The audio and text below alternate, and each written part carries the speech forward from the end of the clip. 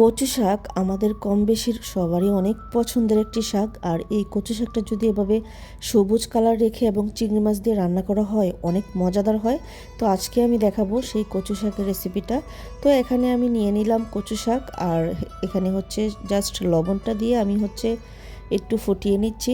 Just শাকটা একটু সিদ্ধ হওয়ার আগ পর্যন্ত আমি আছে হচ্ছে শাকটা সিদ্ধ করে নেব। হাই হিটে কখনো সিদ্ধ করব না, জাস্ট আছে সিদ্ধ করব এবং কালারটা অনেক ঠিক থাকবে। আর কচু শাক কিন্তু সবুজ কালার রেখে ভাজি করার টেকনিক হচ্ছে কম আছে আছে একদম রান্নাটা করবেন, এতে শাকের কালারটা অনেক সবুজ সবুজ থাকে, খেতেও ভালো লাগে। তো এখানে বেশি পরিমাণ দিয়ে দিলাম হচ্ছে রসুন থেতো করা, আর হচ্ছে পেঁয়াজ। আমি রসুনটা বেশি দিয়েছি, কচু শাকে সবসময় রসুনটা বাড়িয়ে দিবেন। তো এখন দিয়ে দিলাম কাঁচামরিচ। তো যা বলছিলাম, কচু শাকে সবসময় রসুনটা বাড়িয়ে দিলে একটুও গলায় ধরে না আর কি, চুলকায় না। তো এ পর্যায়ে দিয়ে দিলাম চিংড়ি মাছ। হচ্ছে আমি চিংড়ি মাছটা দিয়ে আজকে কচু শাকটা ভাজি করব, সেই জন্য দিয়ে দিলাম চিংড়ি মাছ। তো দিয়ে দিলাম স্বাদ মতন হলুদটা আমি হালকা পরিমাণ দেব, জাস্ট হালকা কালার আসার জন্য।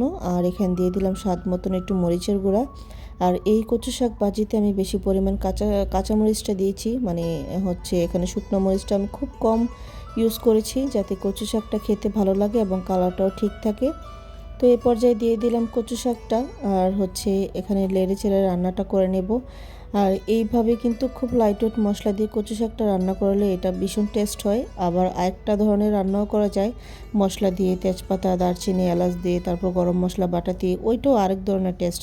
যেহেতু আমার কচু শাকটা একদমই সফট, মানে আগার যে কচু শাকগুলা, মানে কচু শাকের আগার পাতাগুলি, সেগুলি হচ্ছে রান্না করেছি, তাই এভাবে রান্না করেছি। একদম বেশি একদম গাছ সহ রান্না করলে ওইভাবে রান্না করবেন আপনারা। আর গরম গরম ভাতের সাথে কিন্তু অসাধারণ লেগেছে এই শাকটা। আমি 1 প্লেট ভাত খেয়েছি।